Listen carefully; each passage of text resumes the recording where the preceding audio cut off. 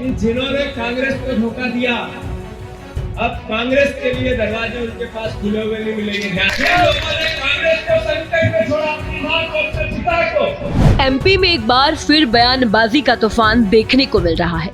कांग्रेस नेता जीतू पटवारी हमेशा किसी न किसी बयान को लेकर जरूर सुर्खियों में रहते हैं और अब उन्होंने बागियों को लेकर एक सख्त टिप्पणी की है।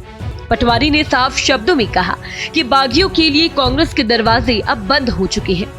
उनका ये बयान कांग्रेस पार्टी के अंदर के राजनीतिक हालात को और भी दिलचस्प बना रहा है। जीतू पटवारी के इस बयान से बागी नेताओं को एक कड़ा संदेश मिला। उन्होंने ये भी कहा कि पार्टी अब अपने सिद्धांतों से समझौता नहीं करेगी और किसी भी प्रकार की बागी रुख को बर्दाश्त भी नहीं किया जाएगा। ये बयान कांग्रेस के भीतर की राजनीति को और भी सख्त और विवादास्पद बना सकता है, क्योंकि पार्टी के भीतर पहले से ही कुछ नेताओं का रुख अलग दिख रहा है।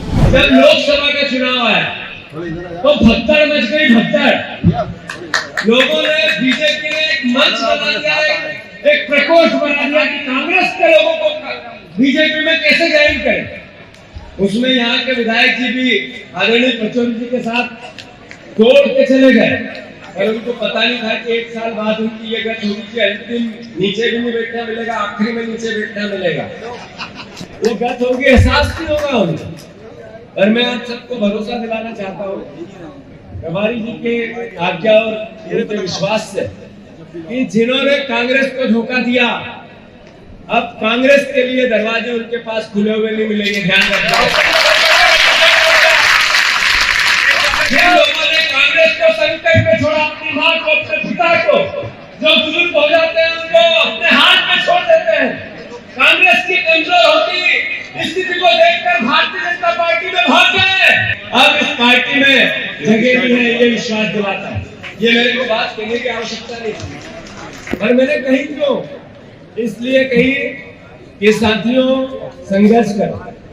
जो पार्टी में है उसी का सम्मान बढ़ेगा, उसी के विश्वास के साथ कांग्रेस पार्टी मजबूत होगी, उसी के संघर्ष को हम अपने माथे का तिलक बनाएंगे। हम उन लोगों की बैसाखी में 4 बार हारने के बाद नहीं चल सकते जो फिर बीच में धोखा दे। मैं आप सबको बहुत धन्यवाद देना चाहता हूँ। जो कांग्रेस ने लोकसभा निराशा आई, अगर पूरे प्रदेश में कांग्रेस खड़ी हुई, विश्वास जगा, तो उसमें आप विदिशा के परिवार के लोगों का, 500 विधानसभा के परिवार के लोगों का भी एक हिस्सा है, अंश। बुधनी का चुनाव हुआ, बुधनी के चुनाव में यहाँ से सांसद आदरणीय शिवराज सिंह चौहान विधानसभा में 1,42,000 वोट से जीते। आप लोगों ने मेहनत की, आप लोगों ने संघर्ष किया, जिसकी ड्यूटी लगाई उसने अपना खून पसीना सब लगाया। और जो बुधनी हम 1,46,000 से थे, थोड़ा सा धक्का लगता तो शिवराज जी की नैया डोल जाती कि नहीं डोल जाती। वहीं जीतू पटवारी के इस बयान से अब सवाल ये उठता है कि क्या कांग्रेस में बागियों का भविष्य खत्म हो गया। पटवारी का बयान कांग्रेस पार्टी के लिए एक अहम मोड़ हो सकता है, क्योंकि उन्होंने पार्टी के भीतर बागी नेताओं को खुली चेतावनी दी। कांग्रेस के अंदर अभी भी कई बागी नेताओं की आवाजें हैं जो पार्टी के खिलाफ बात कर रही है। अब देखना होगा कि ये बयान कांग्रेस की राजनीति को कैसे प्रभावित करता है और क्या बागी नेता इस चुनौती का सामना करने के लिए तैयार है।